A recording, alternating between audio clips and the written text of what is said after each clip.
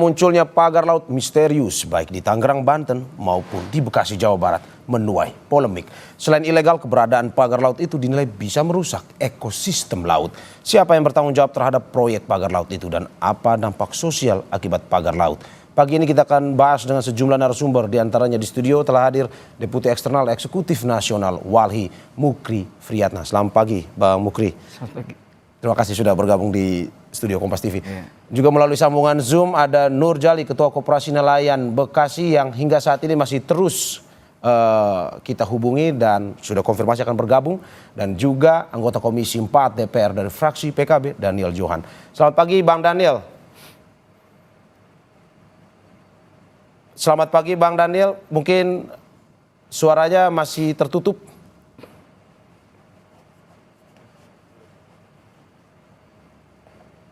Oke, sepertinya masih ada gangguan komunikasi dengan Bang Daniel. Saya ke Bang Mukri. Bang Mukri, apa sebenarnya cerita terkait dengan pagar laut ini yang bisa mungkin Walhi selama ini temukan? Dalam arti apakah memang ini kejadian baru di 2024 dan 2025 ataukah mungkin sebenarnya sudah terjadi sejak lama? Ya, kalau temuan Walhi memang ini by design ya. Jadi dia sudah direncanakan sejak lama kejahatan ini. By design berarti terencana? Iya, terencana. Kenapa kemudian kita menyebutnya kejahatan? Karena proses perencanaan itu selalu kita menjawab bertanya itu urgensinya apa dan untuk kepentingan siapa. Oke. Nah, kenapa kita sebut by design? Karena dia sudah awal mulanya itu dirumuskan dalam pasal 2 Perda nomor 13 tahun 2011 ya, tentang rencana tata ruang wilayah Kabupaten Tangerang. Di situ disebutkan reklamasi dengan angka seluas 9.000 hektar. Oke. Nah, angka-angka ini tidak pernah kemudian dia hilang sama sekali, justru semakin dipertegas. Apa bentuk pertegasnya? Pertegasnya adalah arahan reklamasi itu diperuntukkan bagi pembangunan kota baru di pantai utara. Oke. Nah, strategi pembuatan kota baru itu dilakukan dengan cara reklamasi. Ya. Nah, gitu. Nah, motif inilah yang kemudian pada puncaknya Walhi itu pernah menyampaikan keberatan atau bisa juga disebut berselisih pada tahun 2015. Saat itu saya masih jadi juru kampanye untuk penanganan bencana ya. Kenapa kita menyatakan keberatan terhadap upaya atau rencana pemerintah Kabupaten Tangerang?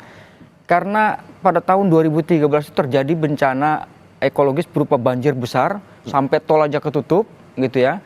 Nah, kita menyarankan Anda ini ngurus ruang terbuka hijau aja nggak becus. Kenapa? Karena dari total luas 103.000 hektar, Kabupaten Tangerang itu hanya punya angka ruang terbuka hijaunya 0,1% dari total luas wilayah atau seluas 13 hektar. Ngurus yang beginian aja nggak becus, kok ujur-ujur pengen nguruk laut 9.000 hektar.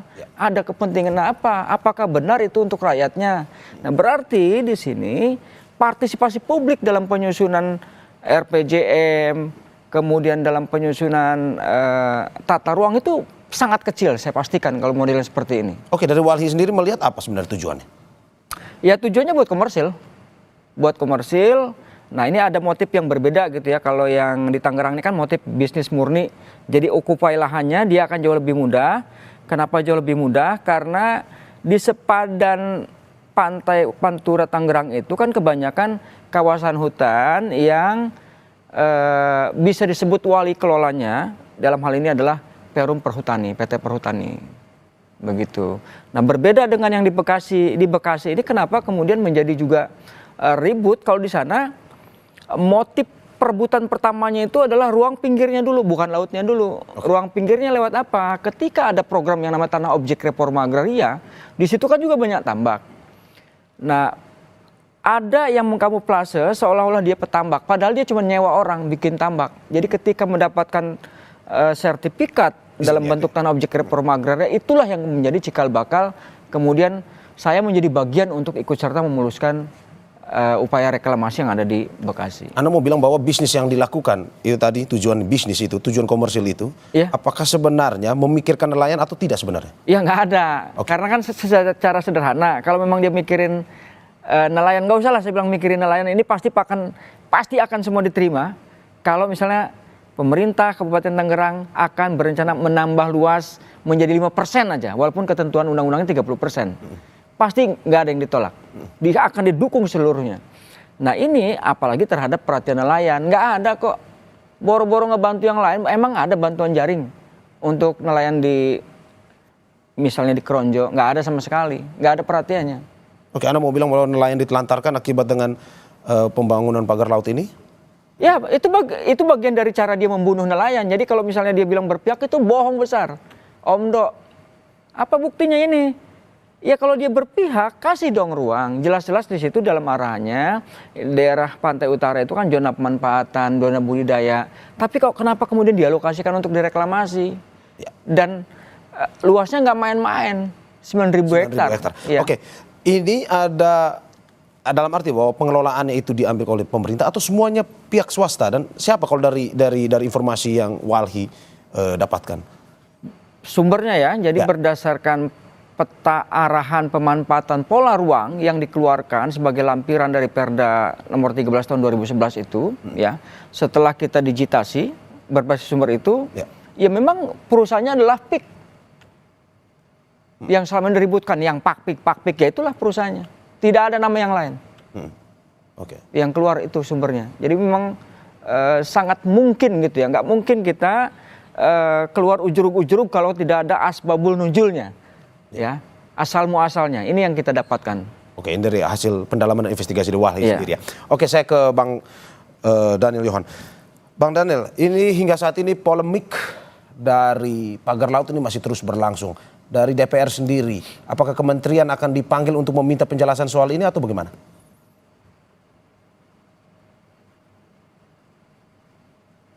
Oke, Bang Daniel, maaf saya harus potong karena hingga saat ini masih terjadi gangguan komunikasi.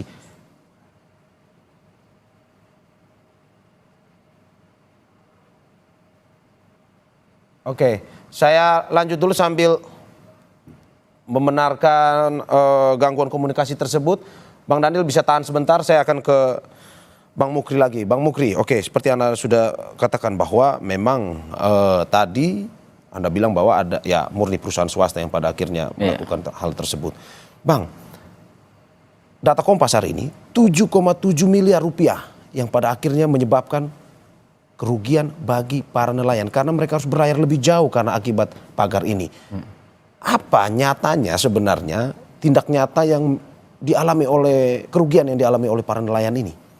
Ya, jadi kan satu kerugian-kerugian itu yang pertama wabil khusus ya nelayan tradisional nih yang pakai mancungan disebutnya pakai katir atau sayap gitu ya.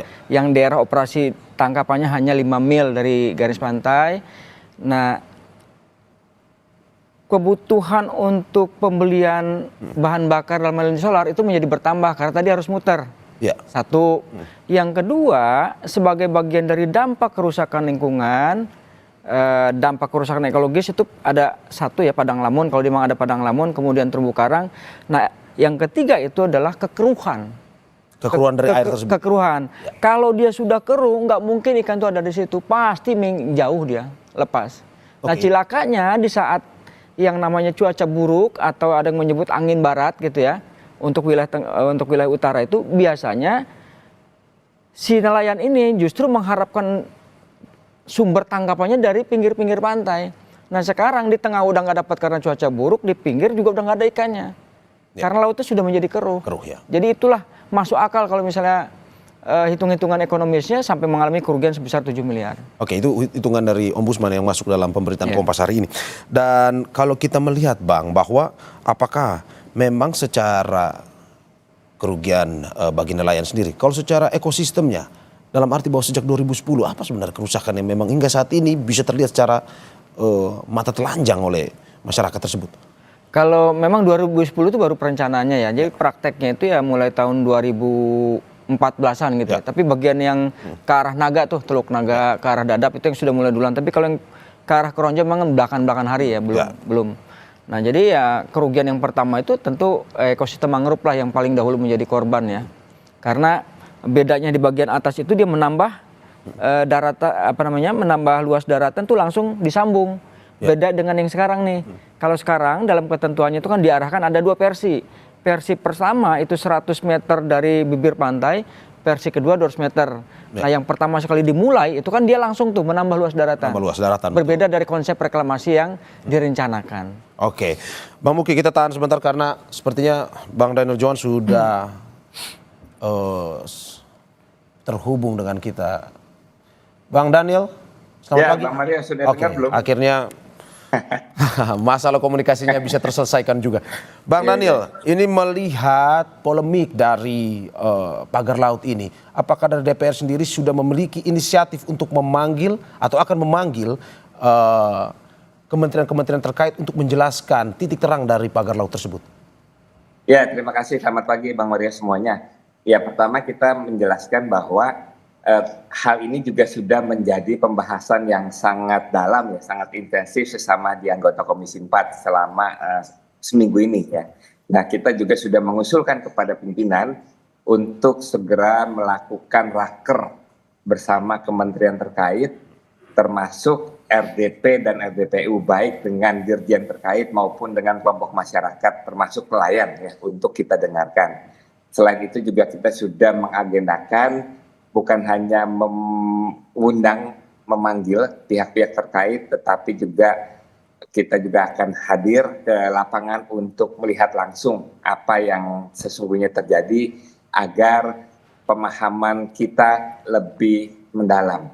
Tetapi kita juga mendorong pemerintah segera melakukan investigasi dan tindakan yang tegas agar tidak terjadi kesimpang siuran yang saat ini sangat meluas dan mendapat perhatian yang sangat besar dari masyarakat, ya. Tentu kita ingin semua berbasis peraturan dan undang-undang yang ada sehingga tidak ada siapapun merasa mempunyai kekuasaan yang tidak tersentuh, ya. Dia merasa melebihi dari pemerintah dan negara, ya. Sehingga hal inilah yang kita dorong. Tetapi memang saat ini sahabat-sahabat DPR itu lagi masa reses, ya. Semuanya sedang menemui masyarakat di dapil masing-masing, ya. Nah, kita lagi mengusulkan apakah memungkinkan untuk dipercepat, tetapi setidaknya itu bisa dilakukan setelah masa sidang kita buka kembali, yaitu pada hari Senin nanti. Oke, Bang Daniel, Anda dalam pemberitaan di beberapa media, Anda mengatakan dengan tegas, tangkap pelakunya. Dari Komisi 4 sendiri, apakah sudah mengetahui siapa pelakunya atau bagaimana?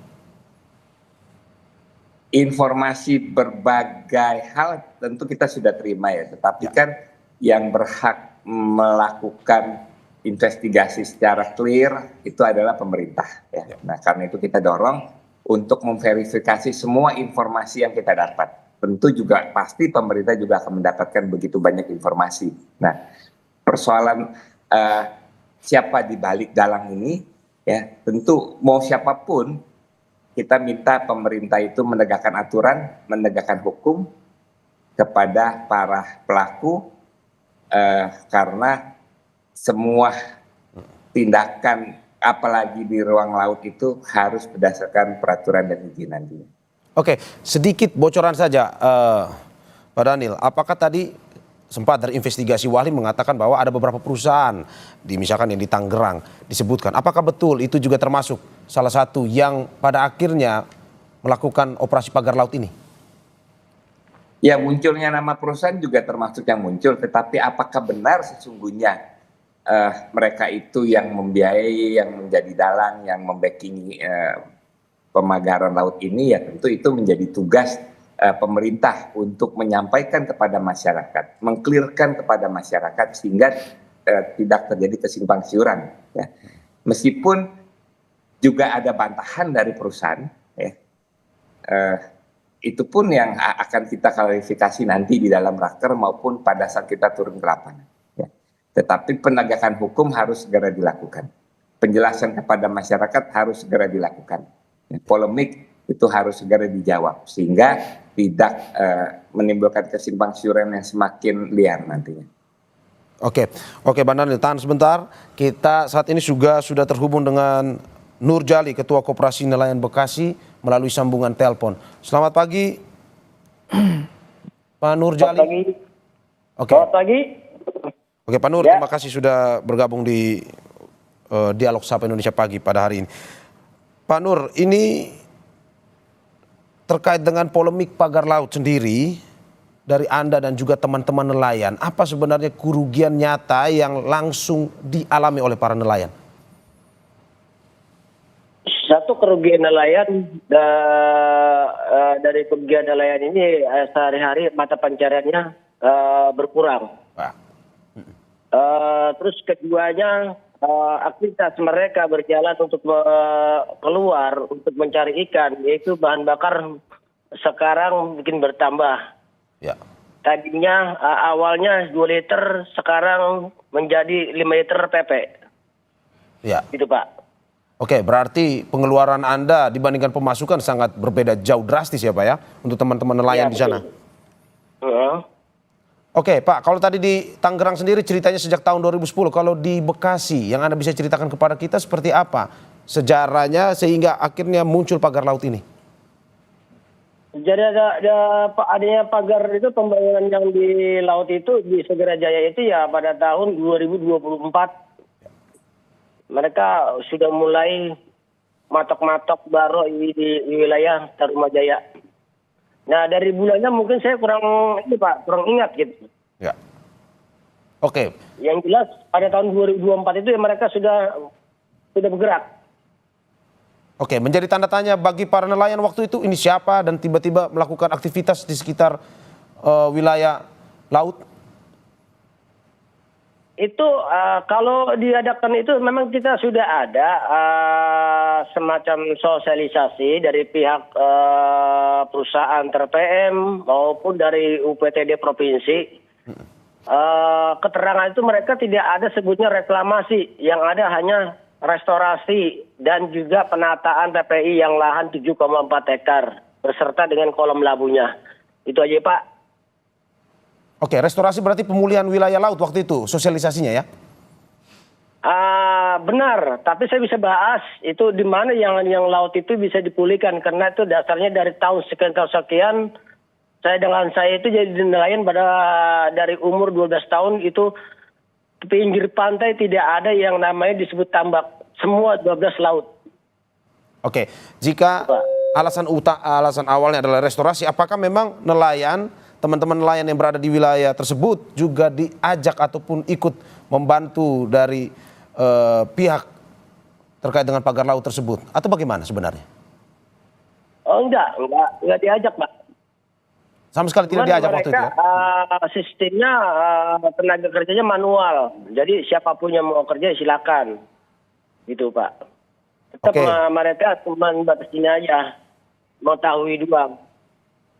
Oke, setelah mengetahui itu tidak diajak, menjadi keheranankah padahal oleh para nelayan di situ pada akhirnya ini kok tidak terlihat seperti restorasi? Ya betul.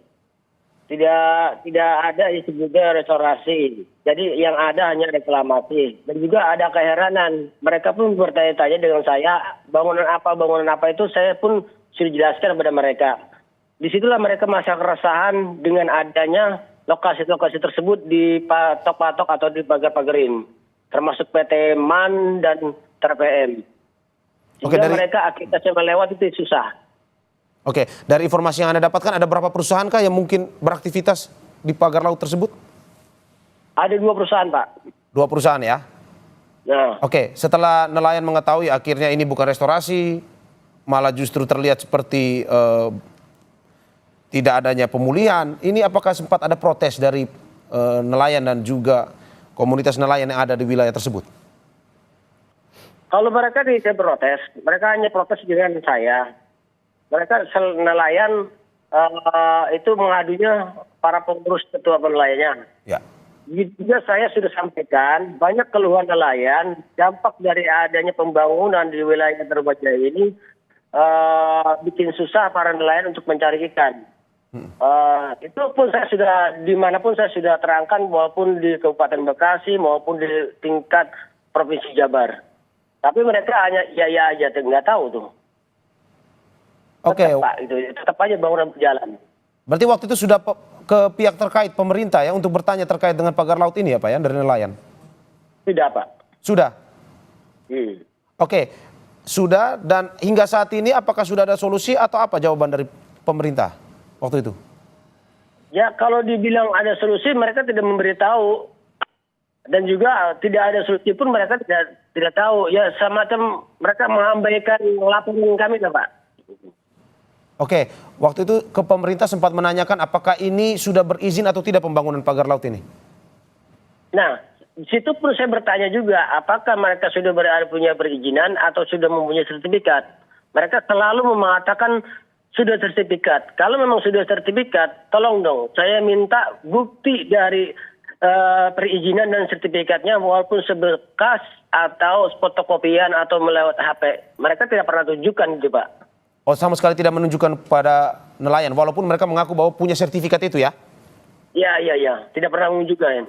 Oke, saya ke Bang Daniel Johan. Bang Daniel, bagaimana melihat bahwa ini banyak ada perusahaan-perusahaan swasta yang pada akhirnya mengaku punya sertifikat tetapi tidak berani menunjukkan kepada nelayan. Apakah memang ini bisa kita bilang bahwa ini dari operasi atau pembangunan pagar laut ini bisa dibilang sebenarnya ya dalam tanda kutip ilegal dilakukan? Yang kalau ilegal pasti ilegal, Ya. Bang. Ya, terutama di Tangerang ya. Meskipun ada versi di Bekasi, ternyata itu juga program dari pemerintah, tetapi kan harus diklarifikasi dan dijelaskan. Ya. Nah, tetapi DPR itu ingin memastikan 3 hal. Yang pertama adalah apapun aktivitasnya di sana, termasuk dalam persoalan pagar laut, itu harus sesuai dengan peraturan perundang-undangan, harus berdasarkan perizinan yang legal. Ya. Yang kedua adalah kita ingin memastikan masyarakat itu tidak terbengkalai. Ya. Masyarakat itu bisa mendapatkan rasa keadilan dari seluruh proses pembangunan. Ya. Jangan sampai justru adanya munculnya ketidakadilan yang begitu dalam, begitu masif, sementara negara tidak hadir memberikan dukungan kepada masyarakat. Ya. Kita tentu mendukung setiap proses pembangunan, tetapi justru dia harus bisa menambah nilai yang baik, menambah geliat ekonomi bagi masyarakat. Jangan justru masyarakat yang sudah tinggal sekian puluh tahun dari generasi ke generasi malah terusir di tanahnya sendiri. Bahkan banyak informasi persoalan ini juga berdampak tragis terhadap nelayan, tetapi juga berdampak tragis terhadap masyarakat yang memang sudah hidup turun-temurun di sana. Mereka terusir secara sangat tidak adil. Ya. Bahkan harga tanahnya pun dihargai dengan harga yang sangat rendah tanpa tidak berdaya. Ya. Nah, yang kedua adalah kita ingin memastikan bahwa seluruh proses ini juga memikirkan kelestarian lingkungan. Ya. Karena kalau misalkan dampak lingkungannya muncul secara parah, yang kena dampak juga adalah para masyarakat rakyat yang memang tinggal di sana, termasuk akhirnya menjadi sia-sia proses pembangunan yang sudah dilakukan. Ya. Jadi 3 hal inilah yang menjadi concern kami, sangat penting harus mendapat perhatian dari pemerintah dan siapapun pelaku pembangunan nanti. Oke, saya habis ini mau ke Bang Mukri terkait apakah sebenarnya negara berada di belakang masyarakat yang melindungi masyarakatnya atau justru malah merugikan masyarakatnya. Tapi setelah yang berikut ini.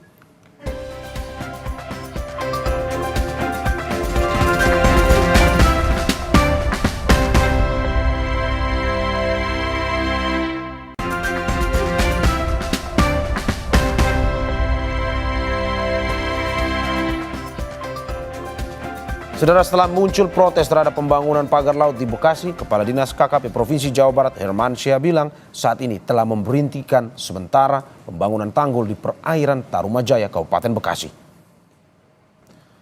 Dinas KKP Jabar telah mengajukan surat perizinan kepada KKP untuk pembangunan alur pelabuhan bagi para nelayan tersebut. Namun hingga saat ini belum ada surat izin yang keluar. Hermansyah mengklaim proyek pembangunan pagar laut ini masuk dalam proyek pembangunan pelabuhan. Salah satunya akan dibangun tempat pelelangan ikan untuk nelayan.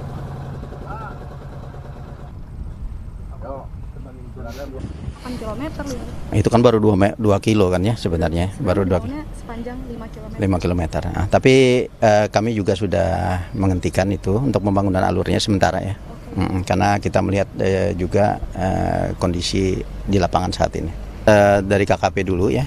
Kalau memang harus KKPRL artinya harus dipenuhi oleh perusahaan, ya mereka harus mengurus itu dulu. Kemudian mungkin itu harus bersamaan juga dengan pembangunan alur selanjutnya. Rabu siang, Kementerian Kelautan dan Perikanan menyegel pagar laut di perairan Tarumajaya, Bekasi karena dinilai belum berizin. 5 spanduk berwarna merah dari KKP terpasang di pagar laut yang berada di perairan Tarumajaya, Bekasi. Dirjen Kementerian Kelautan dan Perikanan menyebut penghentian kegiatan reklamasi tanpa persetujuan kesesuaian kegiatan pemanfaatan ruang laut atau PKK PRL. Dari timnya Direktorat Jenderal PRL terlebih dahulu pasti akan mengevaluasi, Pak. Apakah itu akan diterbitkan layak atau tidaknya. Jadi kalau dari kami, kacamata kami adalah terhadap pelanggaran ini akan kena denda. Namun masalah izinnya tadi bukan di wilayah kami, itu di wilayahnya di Direktorat Jenderal Ruang Laut di tempat kami, Pak. Nah, saudara ya, sampai saat ini masih kita terhubung dengan narasumber. Yang pertama ada Mukri Friyatna, Deputi Eksternal Eksekutif Nasional Walhi, Nurjali, Ketua Koperasi Nelayan Bekasi, dan juga Daniel Yohan, anggota Komisi 4 DPR dari fraksi PKB. Saya ke Bang Mukri. Bang Mukri, melihat tadi sudah diceritakan bahwa di Bekasi ada alasan restorasi katanya, pemulihan. Tetapi pada akhirnya praktik yang dilakukan, yang diberikan tidak sesuai dengan kenyataan dan bahkan mendapatkan protes dari para nelayan. Apakah alasan-alasan seperti ini yang dibuat untuk mengelabui masyarakat atau bagaimana sebenarnya? Ya itu kan kalau dari gambar antara statement, antara ucapan dengan praktik di lapangan kan beda. Yang namanya restorasi itu kan pemulihan. Ya betul. Ya pemulihan. Mana yang dia pulihin? Mana bakaunya misalnya di tengah laut yang dipasang? Kalau alasannya kenapa dipasang dam itu untuk nanam mangrove, mana kan nggak ada. Artinya dia nipu lagi. Ini penipuan lagi nih. Jadi saya berharap untuk rakyat Bekasi, ini orang-orang semacam ini harus diawasin. Yakin, aku yakin ini penipu-penipu nih.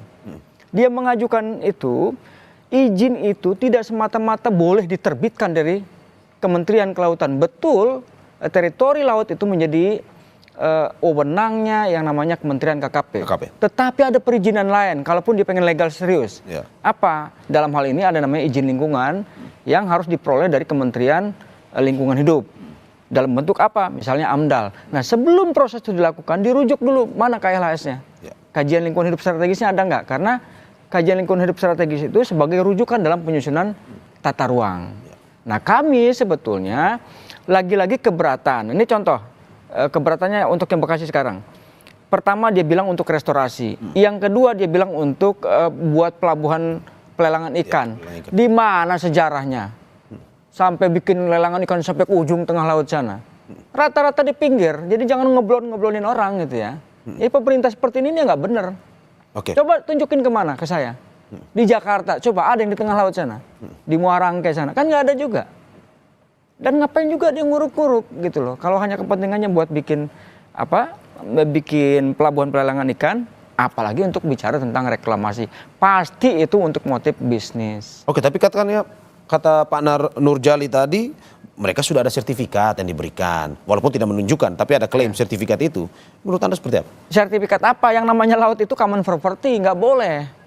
Nggak boleh. Negara pun nggak boleh gitu. Jangan ingat ya, negara itu nggak pernah punya tanah, nggak pernah punya laut. Nggak punya. Yang punya itu bangsa. Negara itu bumi, air, dan segala sekalian di alamnya dikuasai negara, digunakan untuk semakmur sebesar-besarnya kemakmuran rakyat. Jadi dia tuh hanya wali amanah negara ini. Nggak boleh juga mentang-mentang KKP saya jadi punya kewenangan semau-maunya ngasih izin, nggak boleh. Contoh misalnya kita bukan orang lokal sana, kami juga punya hak. Kenapa punya haknya? Untuk membela lingkungan. Karena apa? Di dalam undang-undang kami punya legal standing. Kalau misalnya nanti dia memberikan izin, ya kami akan berlawan. Kami akan gugat, kami akan tuntut. Bila perlu capin gitu ya, dicap nih orang ini. Jadi saya juga agak heran mempertanyakan. Kenapa ini Kementerian KKP, dia udah masuk 2 periode nih. Itu jauh kalah hebat yang namanya dengan Ibu Susi Astuti. Nih, ya ada nelayan asing masuk, tangkap, tembak. Gitu ya. Angkatan Udara, kelihat nih kok ada sinyal masuk, diudag-udag tuh di tengah lagi. Diuber, ini misalnya jelas-jelas di depan mata, kenapa dibiarin? Jadi agak aneh gitu loh. Ya kalau merasa nggak mampu mending mundur jadi menteri. Jangan bikin susah, masa urusan pagar bambu aja kudu presiden ngomong. Ya, ya. Berhenti aja lah, kan nggak ada gunanya juga. Nggak ada prestasinya saya lihat. Oke, Anda mau bilang bahwa sekarang negara bukan berada di belakang masyarakat, tapi justru melawan masyarakat? Iya, kalau kenyataan seperti ini negara ini nggak bohong tuh, negara hadir hadir untuk kepentingan investasi, bukan hadir untuk rakyat. Apalagi hadir untuk alam. Ingat loh suatu saat gitu ya, alam itu juga punya hak.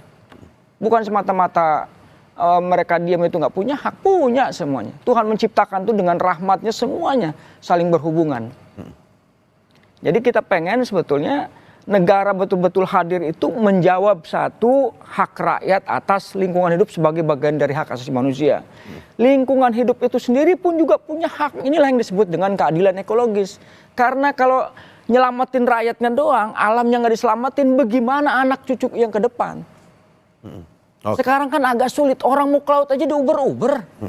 Itu jadi soal. Kalau sudah wilayah dikapling-kapling, udahlah nggak semudah yang kita bayangkan. Ngomong hahu-hahu, ini akan ekonomi, mana nggak ada ceritanya, bullshit semua itu. Larang. Oke, Bang Mukri tahan sebentar.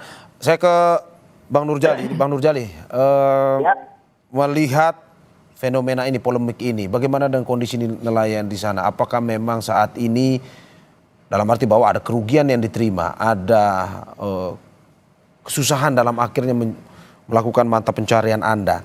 Bagaimana kondisi nelayan, kerugian seperti apa yang mungkin bisa dijelaskan kepada kita, dan apakah mungkin, katanya infonya bahwa banyak nelayan di sana yang pada akhirnya ini berniat untuk pindah mata pencaharian karena terhalang oleh pagar laut tersebut?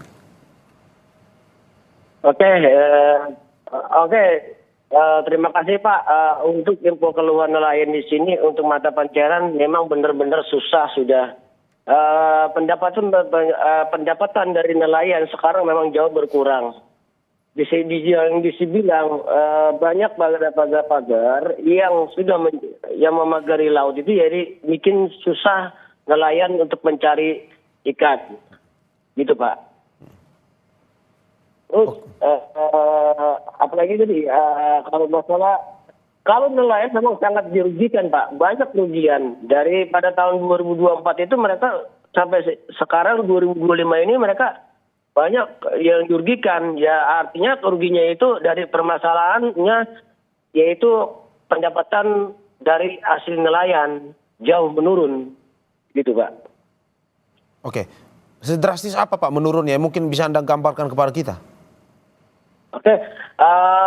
Pada tahun 2004 masih mungkin di awal-awal belum ada baronya, mereka dapat penghasilan itu ikan ya. Kalau di sini tradisinya ikan, udang, rajungan, ikan duri juga bandeng gitu. Mereka sehari-hari itu masih, kalau ikan bedanak masih mencapai 40 kilo sampai 35 kilo per harinya. Ya. Gitu juga bandeng juga. Kadang-kadang mereka pendapatannya juga mencapai sampai 30 kilo, 10 kilo atau 15 kilo maksimal, paling kecil itu mereka mendapatkan sehari 10 kilo. Nah sekarang ini mereka sudah jauh. Sekarang mereka pendapatan ikan bedanak ya paling banter sekarang 10 kilo mencapai 8 kiloan. Satu hari full itu mereka carikan. Gitu. Sangat mengganggu rumah tangga Anda dalam arti bahwa ini adalah mata pencarian utama. Kalau sangat mengganggu sekali tuh Pak. Jadi kalau memang harapan kami, ya itu kan dari dulu saya bilang, harapan kami itu tidak ada yang namanya pembangunan di wilayah Tarimajaya, apalagi bikin susah para nelayan untuk mencari ikan. Harapan kami ya kepada bapak-bapak yang ini aparat pemerintahan, agar laut kami ini pulihkan kembali seperti semula. Oke, Pak, sudah ada penegasan dari KKP, Kementerian KKP kemarin bahwa sudah ada penyegelan yang dilakukan oleh pemerintah di pagar laut tersebut. Apa harapannya ke depan, Pak? Apakah memang sudah ini dibongkar saja ataukah bagaimana? Oh, justru itu saya pengen bertanya. Itu kan sebatas menghentikan kegiatan yang ada di wilayah Tarimajaya. Nah, apakah kegiatan itu dihentikan hanya sementara, apakah seterusnya? Dan juga apakah apabila mereka pihak perusahaan itu mendapat perizinan dari KKP, apakah mereka bisa berlanjut? Itu Pak pertanyaan saya. Kalau harapan saya Pak, ya harus dibongkar semua. Lahan yang sudah direklamasi ya harus dikembalikan lagi, tanahnya diambil lagi. Seperti itu Pak. Oke Pak Nurjadi. Bang Daniel Johan, Anda juga sudah mendengar sendiri bahwa apa yang diharapkan oleh para nelayan agar memang ini masih bertanya-tanya sebenarnya apakah ini akan dilanjutkan melihat perizinannya atau apakah akan dibongkar. Dari Komisi 4 sendiri melihatnya tegas. Ini akan bertanya soal izin lagi kepada kementerian atau bongkar saja karena menyusahkan nelayan. Ya tentu basisnya adalah ini legal atau tidak ilegal ya. Kalau misalkan tidak ilegal tentu harus ditindak ya. Bahkan kerugian-kerugian yang sudah ditimbulkan dari tindakan ilegal ini adalah harus ada yang bertanggung jawab ya. Yang kedua, apapun kegiatannya, khususnya apalagi Kementerian Kelautan dan Perikanan, tupoksi utamanya adalah mereka menjadi garda terdepan untuk membela, memastikan kehidupan nelayan itu semakin sejahtera dan terjamin penghidupannya. Bukan justru sebaliknya, malah menggusur, malah menghilangkan mata pencarian para nelayan. Ya. Jadi saya rasa dua hal ini menjadi sangat penting yang harus dikawal oleh KKP nanti dalam waktu singkat. Oke, Bang Daniel, sebagai penutup, singkat saja, bagaimana pada akhirnya DPR menjadi perwakilan masyarakat, khususnya para nelayan ini untuk pada akhirnya memberikan masukan juga kepada pemerintah agar bisa mengatasi permasalahan ini dan juga pencegahan ke depan tidak terjadi lagi? Ya ini adalah pukulan telak ya, pukulan yang sangat nyata bagi pemerintah, bagi KKP. Kita minta agar hari ini tidak terulang dan apa yang sudah terjadi dapat segera diatasi dengan sangat efektif ya, sehingga tidak terus-menerus menimbulkan polemik yang memang juga tidak baik. Ya. Karena itu sikap tegas dari pemerintah kita nantikan, kita tunggu dengan cepat dan efektif ya, dan sehingga seluruh permasalahan juga bisa menjadi jawaban yang memberikan kebahagiaan bagi para nelayan, bagi masyarakat, bagi proses pembangunan kita ke depan. Oke, Bang Mukri, saya terakhir ke Abang. Usulan Wali seperti apa pada akhirnya, melihat izinnya dulu atau bongkar saja, dan juga bagaimana dengan nasib nelayan yang memang selama ini sudah dirugikan dengan adanya pagar laut ini? Singkat saja, usulan dari Wali. Saya minta itu segera dibongkar ya. Jadi pemerintah yang punya kekuasaan begitu besar, jangan, apalagi KKP, jangan sampai kalah hebat, kalah gercep oleh yang namanya damkar. Ya. Begitu dia ada telepon kebakaran, dia gancang datang. Dia langsung bekerja. Ya. Jangan lagi huhaha, itu nggak benar. Yang kedua, kami minta kepada DPR, nanti ketika memanggil itu para pihak, kami berharap seluruh pasal-pasal terkait dengan reklamasi, baik di dalam bentuk tata ruang, di dalam Perda RPJMD, untuk di-drop atau dihapuskan. Ya. Kenapa? Karena biasanya alasan seperti tadi, ini Pak DPR juga kejebak nih. Ya. Kalau sesuai dengan peraturan, ini memang udah by design. Artinya nggak bisa ngapa-ngapain. Ya. Maka nanti muaranya karena mereka sudah hafal, ya sudah kalau gitu Anda gugat aja di MK. Kalau memang kami dianggap keliru. Jadi kami minta karena sebelum disahkan RPJP Kabupaten Tangerang ini ketika dipanggil itu untuk di-drop semua. Karena kenapa? Urgensinya untuk apa? Ya. Itu ya alasan pertama. Yang kedua itu tidak mewakili rakyat, bohong. Yang ketiga tidak mewakili keselamatan ekologis. Jadi kami berharap dalam konteks keadilan ekologis itu pemerintah harus bisa memastikan paham yang namanya hak atas lingkungan itu juga bisa diperoleh oleh lingkungan itu sendiri maupun juga oleh masyarakat. Oke. Termasuk untuk generasi mendatang. Oke, terima kasih para narasumber atas apa yang disampaikan. Semoga bisa memberikan masukan kepada pemerintah terkait dengan penanganan polemik pagar laut yang sedang terjadi ini. Terima kasih Mukri Friyatna, Deputi Eksternal Eksekutif Nasional Wali. Terima kasih juga Nurjali, Ketua Koperasi Nelayan Bekasi. Dan terima kasih Daniel Johan, anggota Komisi 4 DPR dari fraksi PKB. Sehat-sehat semuanya. Ya.